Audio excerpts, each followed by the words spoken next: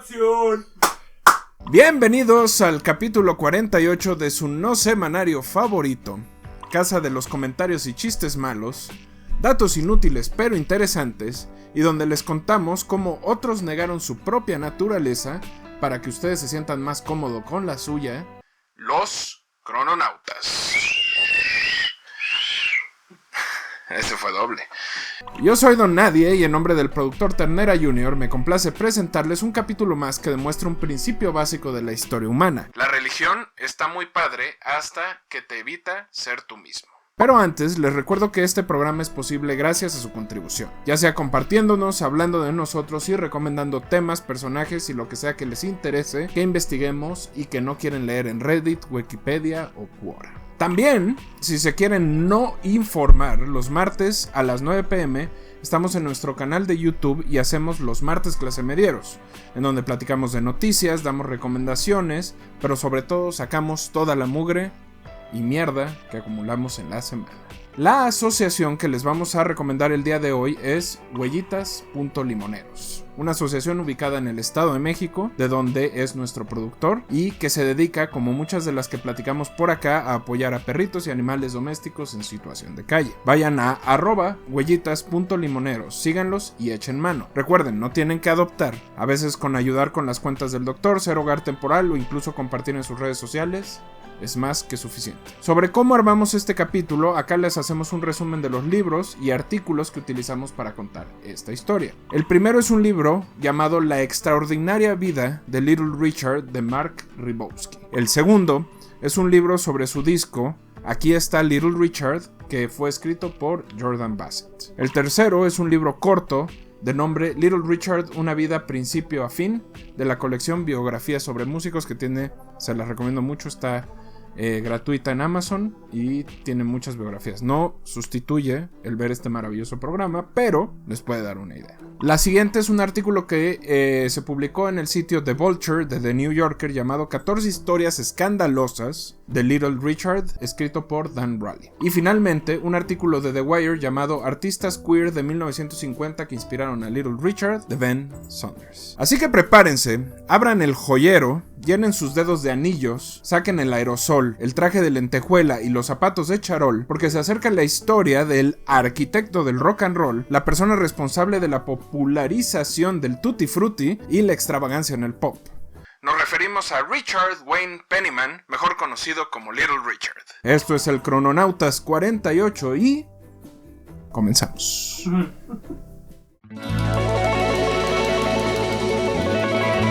Crononautas. You know, the Bible says you shall know the truth and the truth shall make you free. I've been free.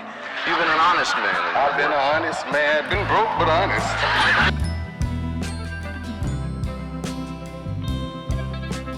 Gave me the victory. I'm not gay now, but you know, I was gay all my life. I believe I was one of the first gay people to come out. But God let me know that he made Adam be with Eve, not Steve. So,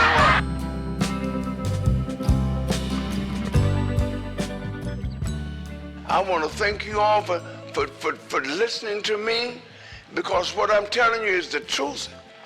Rock and roll is not a part of Jesus. Anything that is not of God is not from God.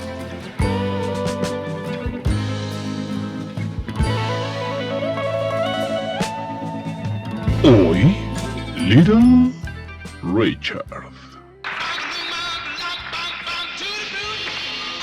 Capítulo 1.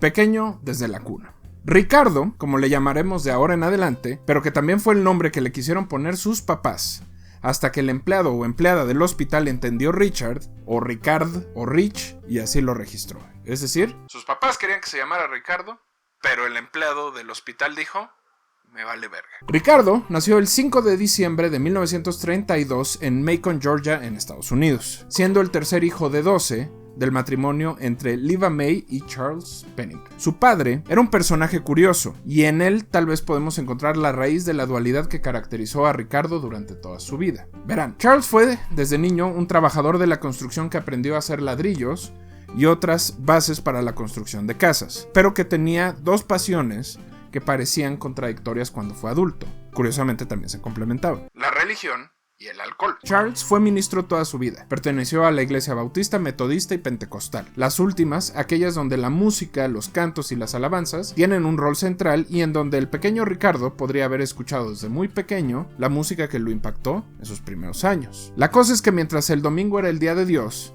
el resto de la semana se lo dedicaba al brillo de la luna. Y déjenles explico por qué acabo de hacer esa frase que pareciera sacada de los dientes del marihuano de León Larregui. Yo sigo creyendo en el romanticismo de la música, a través de la poesía, sublimar las experiencias humanas que todos tenemos. El padre de Ricardo tenía un bar llamado Tip In In, o lo que es lo mismo, la puntita nomás. Fino.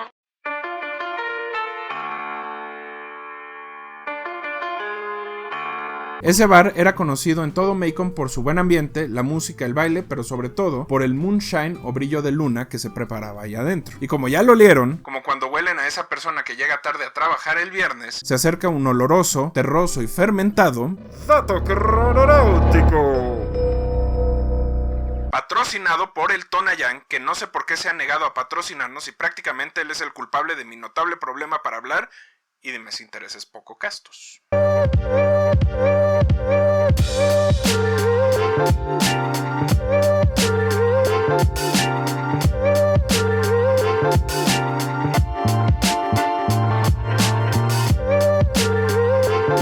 El moonshine es cualquier alcohol, principalmente whisky, que era producido de manera ilegal e informal en Estados Unidos. Es un alcohol del 95, como lo llamamos en México, que se hacía y se transportaba por las noches, de ahí su nombre, y que variaba de calidad dependiendo del productor que lo hacía. La enmienda 18 es la culpable de la ley seca en Estados Unidos que duró de 1920 a 1932, pero que tardó prácticamente hasta los 50 en regularizarse. Sin embargo, como nos ha mostrado ese hermoso capítulo de Los Simpsons, el 171, Homero contra la 18ª enmienda, mientras la prohibición se aplicaba en la superficie, en el fondo, el consumo de alcohol siguió y lo único que pudo hacer el gobierno después de esto fue dejarlo ser. La cosa es que el moonshine se volvió sustento para muchas familias en una época aún después del levantamiento de la prohibición. Era mucho más barato producir el alcohol que vendían y con eso garantizar que siempre fluiría, contra la posibilidad de que no hubiera reparto en la zona donde el bar se encontraba. De hecho, Macon fue el lugar perfecto para la proliferación de bares,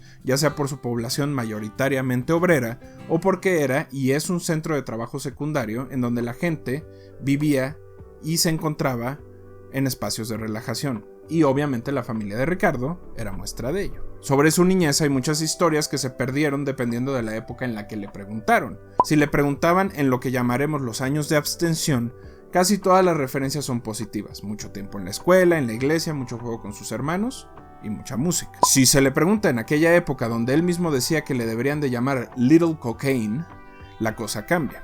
Según Richard, su padre era estricto y a veces violento con ellos. Aunque económicamente no les faltaba nada, tampoco tenían una relación estrecha o de cariño con él. Con quien sí la tuvo y quien lo cuidó y acompañó lo más que pudo fue su madre, Liva May. En una historia clásica de los Estados Unidos de la época, mientras el padre se enojaba por las inclinaciones musicales de su hijo, su madre las alimentaba con cantos religiosos. Para Liva, no había mejor manera de adorar a Dios que haciéndolo con todo el sentimiento posible, y la música fue un ingrediente fundamental para lograrlo. Los primeros cantos y alabanzas que Ricardo repetía hasta el cansancio fueron religiosos, pero ni esos cantos hacían a su padre calmarse, que después de horas de escucharlo deambular en la casa, cantando esas cosas, golpeando todos los muebles y todas las cacerolas, lo reprimía para que se callara. Pero como sabemos, Ricardo nunca se calló. Su madre, intentando canalizar la enorme energía que tenía y para evitar más encontronazos con el padre, lo metió al coro de la iglesia donde Richard, desde muy pequeño, se quedaba atónito. Y aquí vale la pena un paréntesis. A veces nos imaginamos los templos religiosos como son en Latinoamérica, pero debemos recordar que muchos de estos eran cabañas o edificios simples, hechos de madera, en donde la gente se juntaba a adorar a Cristo. Esto es importante, sobre todo en las versiones afroamericanas de las iglesias, que se permitían todo tipo de instrumentos, desde un piano hasta un lavabo portátil, cucharas, pedazos de celofán, todo era bienvenido. Aún con todo lo que implicaba una iglesia en esos lugares, Ricardo tuvo que contenerse. Su mamá cuenta que a pesar de tener una voz privilegiada, Ricardo siempre buscaba destacar sobre los demás. Esta actitud se puede deber al lugar que tenía en su familia, pero también a su tamaño. Es por eso desde que muy niño el apodo de Little o pequeño se quedaría con él, y sería hasta sus años en la industria que se establecería como su nombre de talón.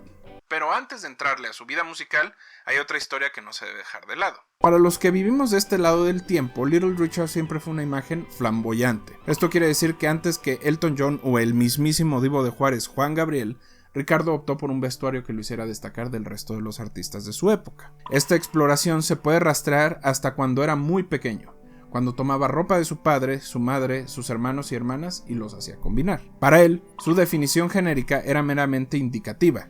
Little Richard era un ente más grande que eso, cuestión que evidentemente no cayó bien en el estómago de su padre. Cuando recuerda sobre estos años, sobre todo en la época donde su sangre era 90% cocaína, Ricardo menciona que siempre se sintió más cómodo jugando e interactuando con mujeres, que su ropa y accesorios le parecían más chingones y que en general eran mejores personas que sus pares hombres. Evidentemente esto se reflejaba en su forma de hablar, su tono agudo y bajo de volumen, el cuidado que le ponía a su imagen, su cabello y en general hasta el uso de maquillaje. Cuando entró a la preparatoria, este personaje creció y esto ya no pudo ser soportado por su padre, quien algunos biógrafos dicen lo corrió de la casa asegurando que no quería una hija más. Mientras que otros afirman simplemente le quedó muy chica para sus aspiraciones musicales. Hay una última versión que afirma que el problema de Charles Pennyman no estaba en la presentación de su hijo, sino en su círculo social. Poco a poco se fue acercando al vodevil y al carnaval y esto implicaba una vida pecaminosa para su padre. La idea de tener un hijo que iba y venía y que podía contaminar a los demás hijos le aterraba tanto que prefirió sacarlo y borrarlo por completo, aunque con el tiempo no lo hizo del todo. No me gusta, no, eso es pecado. Eso es pecado. Capítulo 2. Sister Rosetta y el drag. El momento exacto donde Ricardo entendió que la música era su camino vino cuando comenzó a escuchar música que era el puente entre el mundo religioso y el mundo secular. Hemos platicado mucho de este tema en diferentes capítulos. La misma decisión la tuvo que hacer Johnny Cash en sus primeros años, pero tal vez el ejemplo más duro y más contundente es el de Sister Rosetta Tharpe.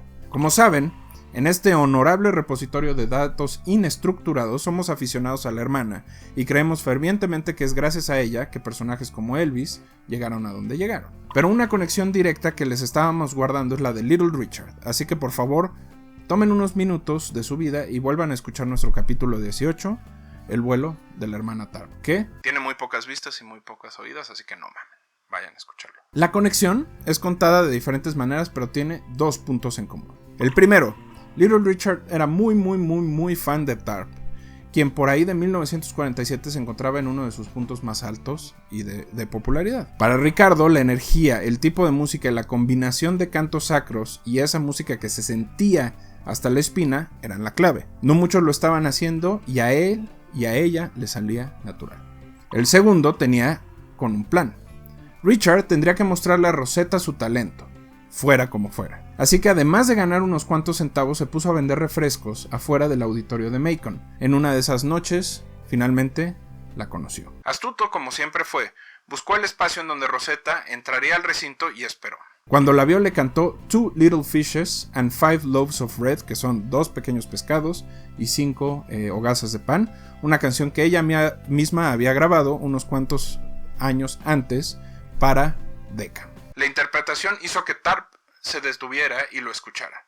Por primera vez la escandalosa voz de Ricardo encontraba una oreja adecuada. No solo porque le recomendó seguir, le regaló todo el dinero en efectivo que traía, sino porque lo puso en contacto con otros artistas y performistas, cuestión que lo llevó finalmente a abandonar la escuela por completo, en la que nunca fue muy bueno, y dedicarse a la música. Fue en este tiempo que se unió al Hudson's Medicine Show y se dedicó a interpretar Caledonia, una canción original de Louis Jordan y los Tympany Five, que fue grabada en 1945 y después también haría famosa James Brown unos cuantos años después. De James Brown no vamos a hablar, era una persona horrible. Por cierto, los Medicine Show eran una cosa muy interesante. Si no recuerdan, antes de las farmacias, las farmacéuticas y las teorías de la conspiración, la forma en la que las personas obtenían medicinas o remedios eran a través de vendedores de puerta en puerta. Algunos llegaban con catálogo, otros con una simple opción, pero en los más inventivos hacían giras de espectáculos musicales en donde mostraban los beneficios del producto entre presentación y presentación. En este caso, el Hudson era un tónico de veneno de serpiente, usado para curar distintos males. Esto le permitió a Ricardo hacerse una vida en el camino, pero también le permitió que naciera uno de sus alter egos, tal vez el más hablado y el menos comprendido: la princesa Lavon. La princesa Lavon era un personaje en el que Little Richard canalizaba toda su energía queer. Así, mientras era parte de la banda de Buster Brown, tenía su propio momento y era ahí donde ella aparecía. Podrán imaginar que para estas épocas, que era más o menos principios de los 50, esto no era precisamente bien visto. El hecho de que el hijo de un pastor tuviera ese tipo de expresiones no tardó en generarle una tonelada de problemas. Pero en el fondo, tal vez muy en el fondo, era la manera en la que Ricardo tenía para canalizar el respeto y admiración que tenía por artistas femeninas como la misma Sister Rosetta o Marion Williams de las Wild Singers. Así que podemos asumir que a pesar de ser una expresión de su propia identidad, también pertenecía a un contexto muy específico, el del vodevil, y como sabemos, ahí todo se valía. Cuando los días de gira terminaron, Little Richard se movió a la ciudad más grande de Georgia, Atlanta, y comenzó a ser un cantante regular en alguno de los bares de la zona. Es ahí donde conocería al que sería su primer mentor oficial, otro cantante hijo de pastores, con una actitud muy queer, Billy Wright. Billy Wright decía que era de la misma edad que Ricardo, pero probablemente era mayor, incluso unos 10 o 20 años. De él, sí. Es como el productor y yo que se acaba de dar cuenta que tengo casi 40 años. Pero bueno, eso es otra historia. En mi mente eres un niño, güey. Gracias. Un chavalín. Porque me comporto como un niño. Pero bueno. De él, Little Richard aprendió que el talento venía acompañado del espectáculo. Y que si quería sobresalir en el mercado como el de Atlanta, tendría que hacer mucho ruido. Fue ahí donde adoptó su segundo alter ego. Ese de bigote de lápiz y copete pompadour que vemos en las fotografías de 1950. De hecho, si vemos a Billy, podemos ver a un Little Richard en potencia, tal vez un poco más tradicional y conservador, pero ahí estaba. Para Ricardo, la inspiración de la música venía de Tharp, pero el espectáculo venía de Wright. Pero había algo más que le atraía de él, y era su enorme, gigante y jugoso valeverguismo. Verán, se dice que Wright era abiertamente homosexual. Esto pudo haber tenido dos consecuencias en Ricardo. Por un lado, pudo observar de primera mano la discriminación de la que era presa a niveles donde incluso no se le permitía tocar en lugares por su preferencia sexual. Piénsenlo de esta manera. Además de no poder tocar por ser afroamericano, súmenle que era gay, y sin embargo logró un nivel relativo de fama entre el 49 y el 59. Little Richard tenía que pasar por lo mismo, que como sabremos después, eso que sentía era mucho más complejo que solo una preferencia sexual, pero ahorita vamos a llegar. Por el otro lado, encontró una manera de salirse con la suya sin necesariamente dejar de ser quien era. De Wright aprendió que todo estaba en las intenciones. Es por eso que diría: usaba maquillaje para que los hombres que iban a mis conciertos no pensaran que les robaría a sus chicas. Luego ellas solitas llegaban a mi camerino. Esta actitud y forma de ver el mundo permaneció con él toda su vida. Sin embargo, siempre se encontraba en batalla con su propia religiosidad, lo cual lo volvía loco. Pero nos estamos adelantando. Es gracias a Wright que Ricardo conoce a Sena Sears, un DJ de la WGST, que le permite grabar su primer demo en octubre de 1951. Para ello, Wright le prestó a su banda y con ese disco en mano, RCA Victor, una de las disqueras más importantes, le dio un contrato. Todo parecía ordenarse, incluso su padre comenzó a tocar las canciones en su bar La Puntita, en Macon, pero como saben, mis queridos crononautas, Este no es un programa de alegrías, así que saben que todo está a punto de irse a donde debe estar, que es la mierda. Unos cuantos meses después de su firma de contrato y del comienzo de una gira con Percy Welch, que lo trajo como abridor, su padre es asesinado afuera del bar. La historia está un poco así. El asesino en cuestión era un cliente habitual del bar que era conocido por sus bromas. Algunos biógrafos cuentan que la situación escaló hasta que un día Charles encontró a este sujeto en cuestión tronando cohetes con la estufa en el lugar, enfureciéndolo y haciendo que lo corriera del local. Ya afuera, confrontados, Charles trató de sacar la pistola que usaba para su protección, a lo que el cliente le respondió sacando su propia pistola y disparándole en el pecho. El 20 de febrero de 1952, Charles Pennyman fue velado y durante un tiempo la familia no dijo nada a Ricardo sobre la identidad del autor, argumentando que si supiera, probablemente lo buscaría para matarlo. Poco tiempo después, la corte declaró el asesinato como defensa propia y el cliente en cuestión salió libre. Años después, Little Richard sabría quién fue el asesino, incluso reuniéndose con él y dándole el perdón, asegurando que su cuerpo era demasiado pequeño para guardar odio. Sobre sus últimos años de relación con Charles, Ricardo diría que su padre lo había perdonado y se encontraba orgulloso de su carrera, pero también podemos asumir que esto es el Ricardo religioso hablando, porque en otros recuentos, cuando era Little Cocaine, diría que su padre nunca hizo las paces con tenerlo como hijo, y que en realidad nunca lo había perdonado. Esperemos estén disfrutando este capítulo del arquitecto del rock and roll, Little Richard. Si quieren apoyarlo pueden hacer en patreon.com/en-clasemedieros o Buy Me a Coffee /Los Cronautas. Si no, con replicar, comentar y escuchar nuestro contenido estamos más que agradecidos. Vamos al intermedio clase mediero y regresamos.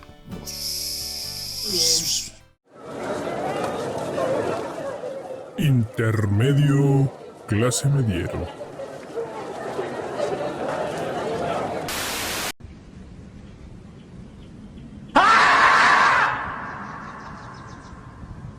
No sé por lo que estás pasando, pero sé cómo se siente el dolor.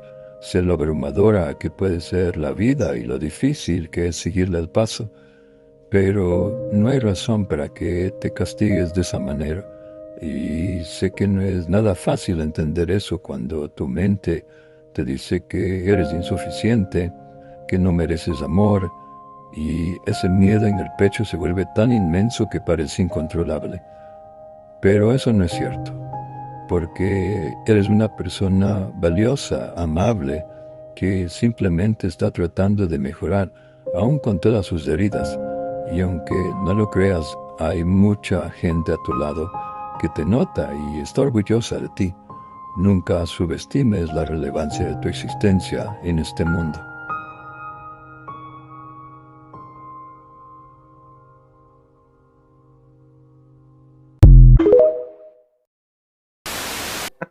Jaime Maussan, claro que sí. Presentó en este evento que la verdad tengo mucha envidia por no haber asistido, no haber conocido ni siquiera su existencia. Estos presuntos extraterrestres, entre comillas, los presentó como dos seres que tienen más de 1000 años de antigüedad, que fueron encontrados en Cusco, Perú, y que ya han sido cuerpos que fueron estudiados por la UNAM mediante análisis de carbono 14, y por eso, en sus palabras, dijo, son seres no humanos que no son parte de nuestra evolución terrestre, y que después de desaparecer no hay evolución posterior. Yo lo que no sé es cómo los guarda el señor, o sea, estará esperando el momento a presumir, mira mis dos no humanos que no encajan en la evolución. Hacía acto de ventriloquía, güey. Pero lo hacía al revés, lo hacía como César Costa y Chabelo, güey. Él se sentaba en las piernitas del alien y empezaba a hacer... Entonces, Paquito... En la imagen donde está un güey en una fiesta y está con su chela y le empieza a rascar a la etiqueta de la chela, la arranca y se abre así como la Matrix. Y se mete y se despierta así como del huevo de la Matrix. Y hay una fila de extraterrestres ahí que dice fila para coger de manera dura y bien pinche de mente a humanos de manera extraterrestre. Y el pinche extraterrestre dice, oh no, ahora no voy a poder cogerlo de manera dura y extremadamente vulgar de extraterrestre. Y alguien le dice, nada más aprieta el botón y resetalo. Y le aprieta el botón y otra vez el güey en la pinche fiesta así, no mames, ¿qué está pasando? Esa es la realidad. Solo nos están usando como fundas. Pues mira, si no lo siento y no lo veo, no me importa. You think you're racist? Not at all. No. Yeah. Look at my dog. He's as black as can be. Fin del intermedio.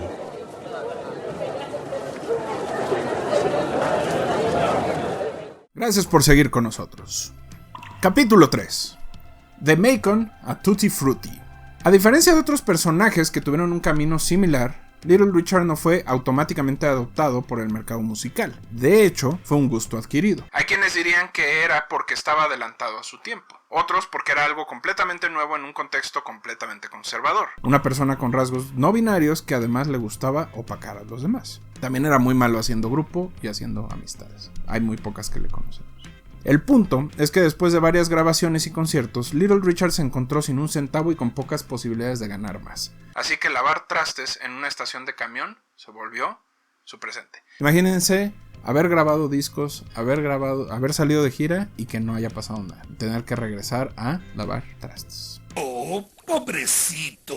Déjame tocar una canción triste para ti en el violín más pequeño del mundo. Esta situación comenzó con su traslado de RCA Victor a Peacock. El dueño de dicha disquera, Peacock, Don Robbie, era conocido como alguien con mucho ojo para la música pero con un temperamento bastante pinche, lo cual lo hacía bastante similar a Little Richard. Esto generó confrontaciones con Ricardo, que para ese entonces era consciente de su talento y demandaba mucho más apoyo y atención del que le daba la disquera. Después de irse a los golpes y prácticamente correrlo de la disquera, Robbie lo bloqueó de las estaciones locales, dejándolo en su punto de partida. Deprimido y sin dinero, regresó a Macon y creyó que eso sería el final para él. Era 1954 y mientras lavaba los trastes, aún tratando de ignorarlo, la música lo llamaba y cada vez era más difícil no escucharlo. Fue en ese momento que regresó a sus raíces y comenzó a tocar por la noche, a conectarse con la escena musical de Macon, lo cual lo llevó a su tercer mentor e influencia directa, el gran Esquerita. ¡Oh! Y es aquí donde se acerca el otro, segundo y quién sabe si el último, dato crononáutico. Patrocinado por el café que me estoy tomando, que es una mezcla de café legal Nespresso y café Cabra Loca.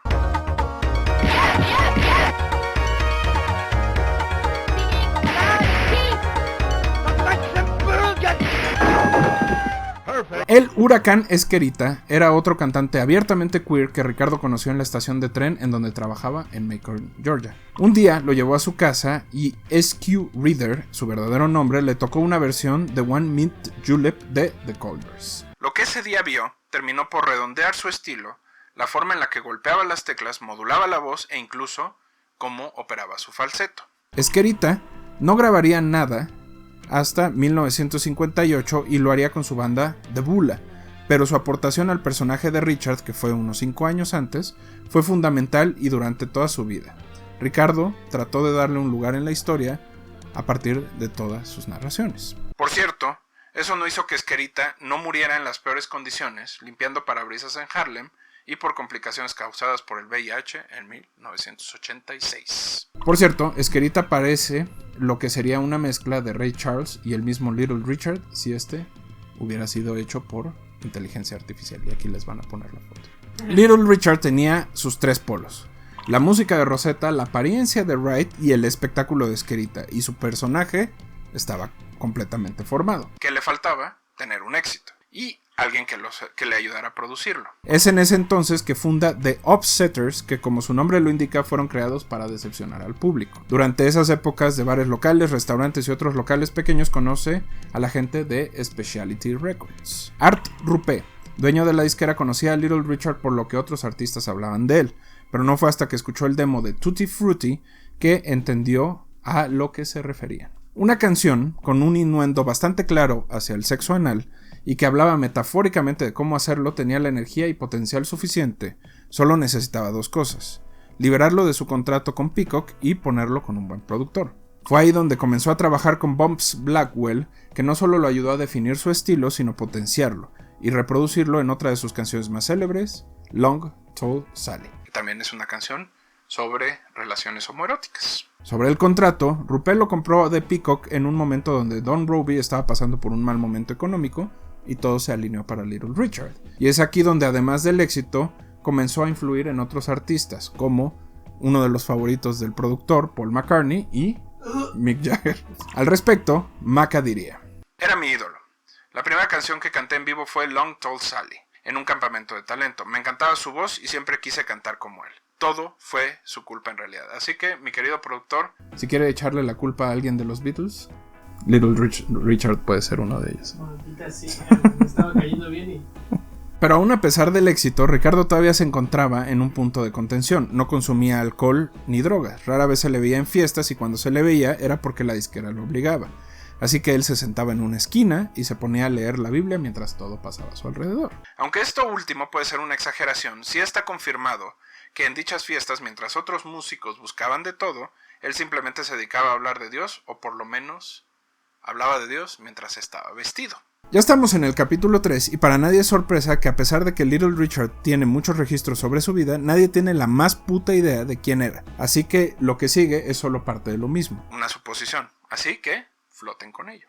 Mientras su lado más religioso afloraba cuando se hablaba de drogas o alcohol, este desaparecía cuando se hablaba de su sexualidad. No se sabe, porque él nunca lo permitió, saber cómo comenzó su exploración, pero sí se conoce cómo la llevaba a cabo en sus épocas de mayor éxito. Es aquí donde Ricardo bajaba la guardia y se permitía hacer cosas que sus compañeros de iglesia no necesariamente estarían de acuerdo. O quién sabe, tal vez necesitarán que sean niños y no adultos, pero bueno, eso es otra cosa. La primera cosa es que al referirse a sí mismo, Little Richard decía que era omnisexual, lo que ahora podríamos considerar como pansexual. Pero sus prácticas estaban mucho más enfocadas en el sexo grupal, en el voyerismo y en la masturbación. De hecho, hay varios datos que confirman esto y que el profesor de la Universidad de Oregon, Ben Sanders, y el periodista Dan Reilly cuentan. Ahí les va el primer dato. Little Richard fue detenido por estar viendo cómo otra pareja tenía sexo en un coche. Al hacer las indagatorias, la policía supo que la mujer era su novia de toda la vida, Audrey Runt. Segundo dato, tuvo un encuentro multitudinario con Buddy Holly. Al respecto diría: un día, Buddy vino a mi camerino mientras me masturbaba con Ángel, una stripper de la época. Ángel tenía la lengua más rápida del oeste. Ella estaba haciendo eso, chupándole una teta, cuando Buddy se sacó su cosa. Ella abrió sus piernas y se la metió. Él estaba teniendo sexo con Ángel mientras yo me masturbaba cuando lo llamaron al escenario. Terminó y se fue. Nunca olvidaré eso. Dato número 3. Era un chaquetero profesional. No solo lo hacía 6 u 8 veces al día. Todo el mundo estaba enterado que se metía al baño o a su cuarto a hacerlo. Por eso se burlaban de él diciendo que pronto ganaría un trofeo. Dato número 4. Cuando intentó reformarse y se metió como estudiante para ser pastor, fue despedido de la iglesia por mostrarse a otro joven. Lo que aquí se define como mostrarse es: se sacó el pito para ver si el otro se animaba. Y de hecho podemos seguir por acá. Con el éxito en las manos, las giras y en general todo apuntando hacia arriba, Little Richard parecía estar en el lugar que los dioses le habían construido. Pero ya saben que yo, don nadie, no vine al mundo para contar historias felices. Durante una gira en Australia y acompañado de varios meses de remordimiento, Little Richard comenzó a cuestionarse si la música que tocaba se alineaba con Dios y sus creencias. Mientras viajaba, observó que las turbinas del avión se ponían rojas, cuestión que lo alarmó y le hizo pensar que era una señal divina para que dejara de transmitir la música del diablo o del pecado. ¡Ay, no mames! ¡No mames! Peor aún, durante su concierto en Australia, lugar a donde viajó, vio una bola de fuego pasar a lo lejos, lo cual fue una señal contundente de este mensaje divino. Debía dejar la música. Al respecto diría: el rock no glorifica a Dios. No puedes beber de los vasos de Dios y el diablo al mismo tiempo. Yo fui pionero de esta música, uno de los constructores. Sé de qué están hechos los ladrillos porque yo los construí. Bonita referencia a su papá que también hacía ladrillos. En efecto, sí vio esa bola, se puede saber que sí vio esa bola de fuego porque es la época donde Sputnik, la sonda o el cohete que fue enviado por los rusos hacia la luna, estaba reentrando a la Tierra después de una de sus misiones. Pero sin esta información y con la experiencia vivida en el avión, poco a poco Ricardo decidió dejar la música. Comenzó por dejar de hacer conciertos en vivo y después solo terminó su contrato y dejó de grabar. Para este momento su popularidad era tal que mucha gente comenzó a pensar que su desaparición se debía a que se había suicidado y que simplemente las disqueras lo estaban tapando para vender más discos. La realidad es que Ricardo decidió enrolarse en la Universidad de Oakwood en Alabama con el único fin de volverse pastor. Y durante algún tiempo, Little Richard regresó a su origen. Los pastores lo obligaron a casarse y poco a poco parecía que su presencia en el mundo musical desaparecería. Hasta que otra vez la música le habló. I want to study and learn about the love of God, and that the black and white, the red, brown, and the yellow, we're just like the lily, the rose, the sunflower, and the medallions. We're God's bouquet, the children's of love. And I just want to learn about the love of God so we can learn how to help and treat each other. Capítulo 4. Little Cocaine. Si han seguido la historia de Richard Penniman hasta ahorita, saben que la purificación de su espíritu no iba a durar nada. Si bien a partir de ahora nunca abandonó a Dios, sí tendría una relación muy complicada con él. Después de mostrarle su anguila a un joven de la universidad, su carrera de pastor se vería afectada. Sin embargo, siguió intentándolo. Caminó puerta por puerta tratando de llevar el mensaje de su señor, sin maquillaje, con un peinado tradicional y prácticamente fuera de personaje. Pero sabemos que la música lo seguía a todas las partes y aunque su popularidad en Estados Unidos se iba disolviendo, hubo dos cosas que poco a poco lo trajeron de vuelta al escenario. La primera, empezó a ver cómo personajes como Johnny Cash y Elvis usaban la música religiosa y secular en el mismo tono, lo cual lo hizo pensar que él podría hacerlo. Y la segunda, varios representantes lo comenzaron a buscar para unirse a las giras de otros artistas, y ahí es donde conocería a los muy jóvenes Beatles y a los Rolling Stones. Si bien no se puede marcar una influencia directa como la que tuvieron con Bob Dylan, The Beatles sí le debe mucho de su sonido inicial a los consejos que Ricardo le dio a Paul McCartney, quien veía en el artista una inspiración, o lo que dice el productor, se lo robaron. Por el otro lado, Mick Jagger trataría de robar todos los movimientos, expresiones y ademanes del cantante, que al final se volverían también su movimiento distintivo.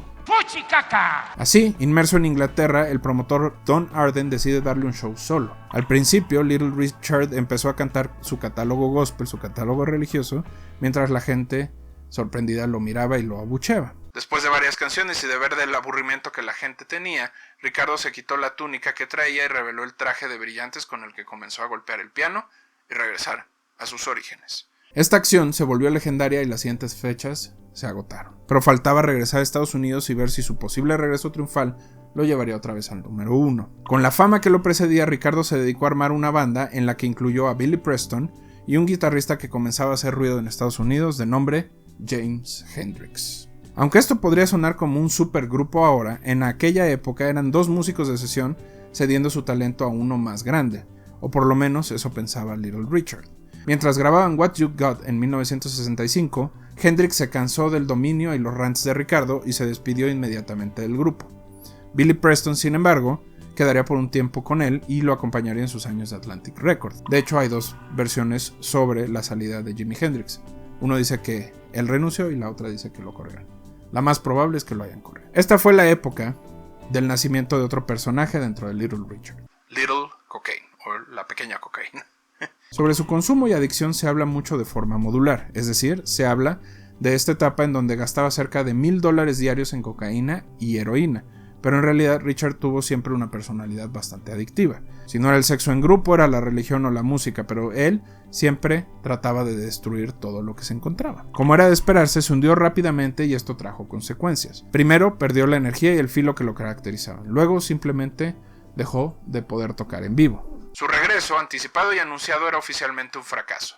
No por la música, sino porque era incapaz de mantenerse sobrio o alineado con lo que se necesitaba. Poco a poco se fue disolviendo otra vez, pero en esta ocasión nadie preguntó si se había suicidado. Little Richard había hecho un esfuerzo muy grande por no volverse algo común, tanto que la gente ya no lo quería ver cotidianamente. Es en este mismo momento que pierde a su hermano Tony, que se había vuelto su mano derecha y cuidador. Esta muerte fue el fondo que necesitaba tocar para otra vez poner sus cosas en orden. Esto, obviamente, fue considerado como una señal divina y con ello su regreso a ser ministro de manera formal. Durante los siguientes años, Little Richard vivió en la dualidad de ser reconocido como uno de los pilares del rock and roll y su trabajo como uno de los pilares de la religión. Esto lo llevó a una vida de constantes contradicciones, a veces hablando sobre su propia sexualidad de forma despectiva, a veces reconociendo que era la única manera que encontraba de expresarla. Estos son los años donde su flamboyancia y actitud ya no cambiaron, solo sus declaraciones. Continuó grabando y haciendo música primordialmente gracias al tecladista Billy Preston. Hizo música para soundtracks, duetos y otras cosas. También se dedicó a contar su historia, y es aquí donde vemos la diferencia entre lo que declaraba cuando estaba sobrio o cuando estaba bajo el influjo de los polvos de Satán. También se volvió una especie de personaje que al mismo tiempo era cuestionado sobre artistas del momento como Michael Jackson o Donna Summer, y el ministro de la boda de varios rockeros como Tom Petty y Bruce Willis. Imagínense que era el Carmen Salinas de su época. Le preguntaban, oiga, ¿qué opina de la muerte de Ocaña? Ay, pobrecito, y así era Little Richard. Después de un choque en el 86 en Hollywood, varios conatos de ataque al corazón en general de edad avanzada, Little Richard muere el 9 de mayo del 2020 por causa de un cáncer de hueso. Para muchos artistas, él es considerado el arquitecto del rock and roll por su capacidad de juntar música, show y personalidad en un solo lugar. También puede que él mismo se pusiera el apodo simplemente porque le parecía interesante. ¿Qué le pareció la historia de Ricardo? Pues que está culero, ¿no? Que no puedas tener lo que quieres. O sea, alabar a Dios, no sé por qué, pero él quería eso. Y ser un desmadre, ¿no? O sea, me imagino que más allá de las instituciones, el pedo de él, de saber que quiero eso es así. Bueno, todos lo vivimos, ¿no? Pero ese güey seguro con mayor intensidad por las drogas, exacto, por el sexo, por seguro lo que le decían en la iglesia, güey. O sea, yo la hubiera tenido fácil, güey, mando a la verga a Dios, pero pues él no sé por qué. Entonces que era su papá, o sea, al final era lo que lo mantenía en contacto con su familia.